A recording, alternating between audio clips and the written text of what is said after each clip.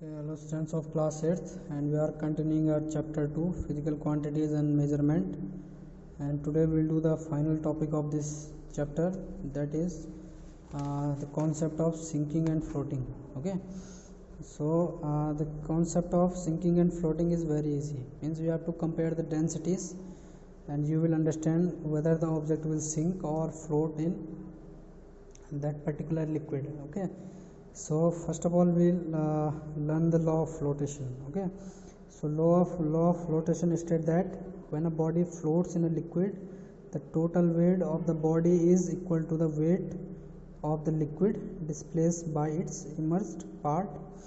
Okay, so they have written in short also that weight of the floating body equals to weight of the liquid displaced by its immersed part. Means suppose a body is, suppose this is a body and this is floating in liquid and its some part is immersed, so weight of its floating body means the weight of it will be, so the amount of liquid it is displacing, that weight will be equal to the weight of the liquid displaced by this immersed part. Immersed part means which is immersed in this liquid, so that weight, the entire weight of the body will be equals to the weight of the liquid displaced by this immersed part. So whatever amount of liquid this immersed part will displace, that will be equal to the weight of the body. Okay, and then we have this principle of flotation.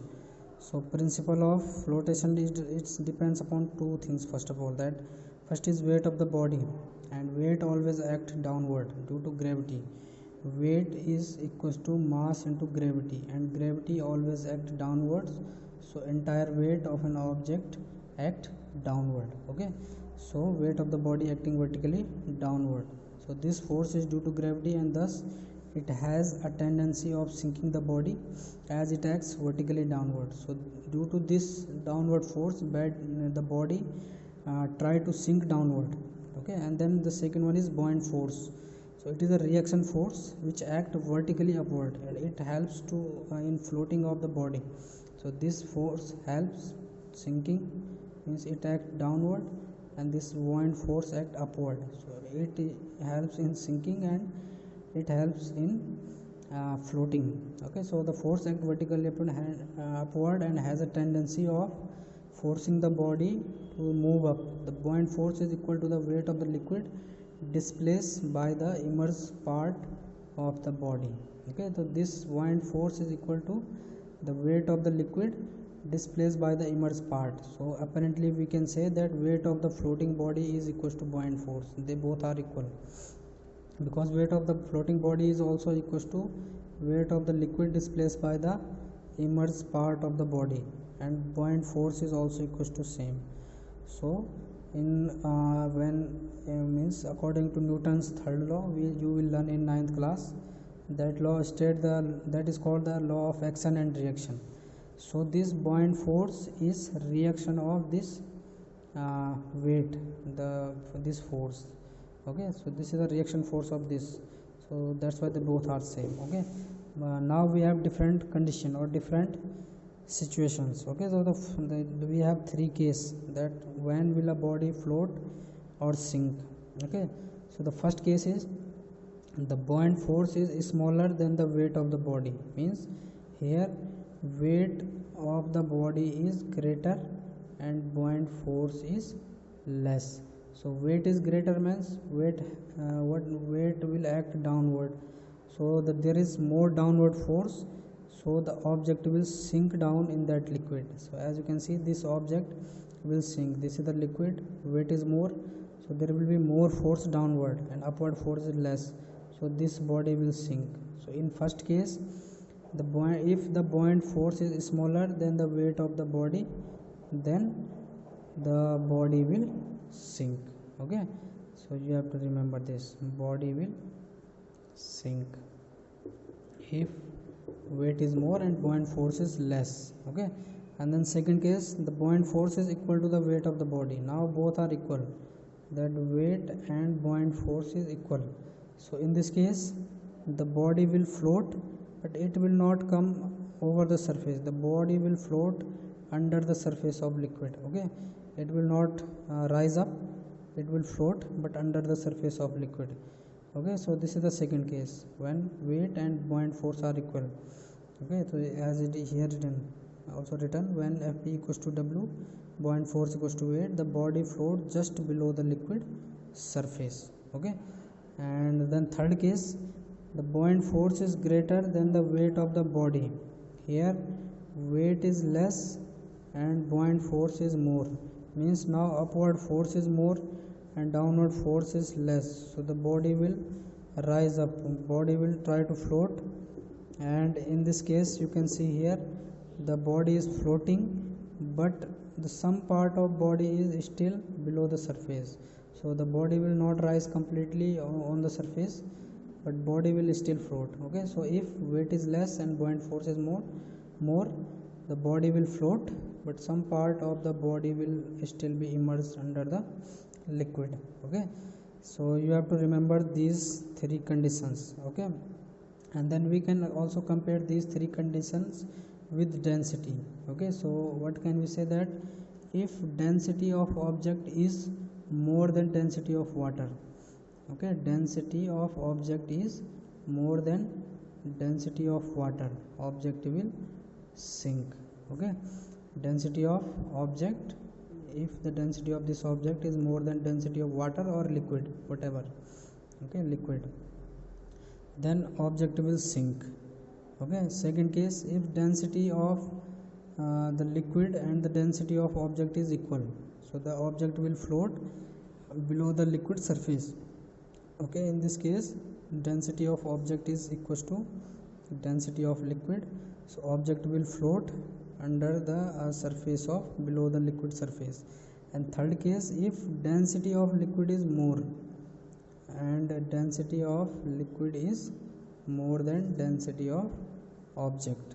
Okay, so in that case the object will float over the surface but some part will be immersed under the liquid surface. Okay, so we can also compare this condition with these cases which we learn here. Okay, so learn them nicely, understand them, and they are very easy to understand also. And then we have application of flotation. Okay, and these applications are basically based on these conditions. So if you understand these conditions, you will not have problem to understand these conditions, these applications. Okay, so first of all is flotation of an iron ship. So you know that an iron nail, it is also made up of iron and an iron ship. So iron ship is very large and iron nail is very small, so still the iron ship it floats and the iron nail it sinks. So why it happens? Because the density of that iron ship is less as compared to density of iron nail, because that iron ship is hollow from inside. Okay, so there is also given the explanation. As you can see, an iron nail sink in the sea water as the density of iron is more than that of water, but a ship made of iron does not do. Know this is because the weight of the iron nail is greater than the buoyant force of the water, therefore the nail sinks in water, whereas the ship has empty spaces inside it which contain air. Due to the hollow design, the average density of the ship is always less than that of water. This leads to the flotation of ship on the sea water. So that ship is hollow from inside and there is air chamber. So due to that air, the volume increase, and if volume increase, the density decrease and the average density become less than the water. So that ship floats in water. And then flotation of man. So it is also you can see here that it is easier for a man to swim in the sea water as compared to that of the river water. Okay, why? Because the sea water has high density, because it contains salt and other impurities which increase its mass, and if mass increase, so density also increase. But river water do not have salt and other impurities, so its density is less. So a man can easily float in sea water because the density is more, and in river water density is less, so it is difficult to swim in river water. Okay, then flotation of ice on water. So ice float on water because the density of ice is less than density of water. Okay, so density is less, so it can easily float on water. Okay, and then submarine. So submarine is, it can float also and sink also on the water surface according to their choice. Why? Because submarine also have air chambers. So when they want to rise up to the water surface, those chambers are filled with air. So when they are filled with air, the volume increase and the density decrease, and it become less dense than the water, so it rise up. And when they want to go underwater again, so they release out the air, again the volume decrease and the density increase, and that they sink again into the water. Okay, and then icebergs. So icebergs, they are also massive piece of ice like this. So they are very high, large, only some part is visible, but they are very large under the water, but their overall density is less than the density of water because they are made up of ice, and ice has less density than water. Okay, so they easily floats and they move, and sometimes they also move in sea here and there. Okay, so the icebergs float due to less density than water, and they are very dangerous for ships because they are not totally visible, because they are very large inside, so they are not totally visible and we cannot assume their total size. So if ship do not estimate its size, then there can be major problem. Okay, and then whales. So whales also, they have the special organ in their body which is known as air bladder. Okay, so this gives them an advantage to sink or rise at their own will in sea water. So they fill air in those bladder. So if they will fill air, so density of their body will decrease and they will rise up in the sea water, and then again they will release that air, and then density again increase and they will sink, they can go back into the deep water. And then balloons. Okay, so you might have seen that balloon filled with hydrogen gas is rise up.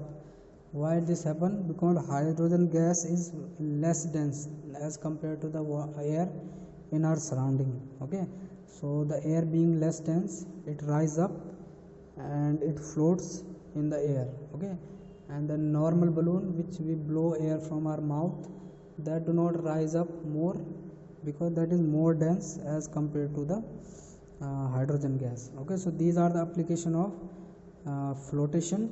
Just read them nicely and understand them, and they are very easy to understand.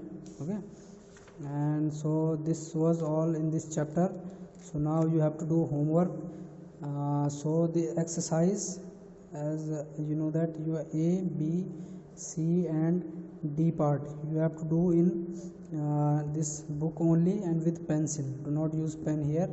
Okay, and this portion, short and precise, question number A, B and C, you have to do in notebook, and also this at length A, B, C and D, solve in notebook. If you will have any problem, you can come at school to ask, or you can note down in your notebook or diary. Okay, but you have to solve this entire exercise, and then we'll ask you to submit copies. So solve this work, and up to then, God bless you all and take care.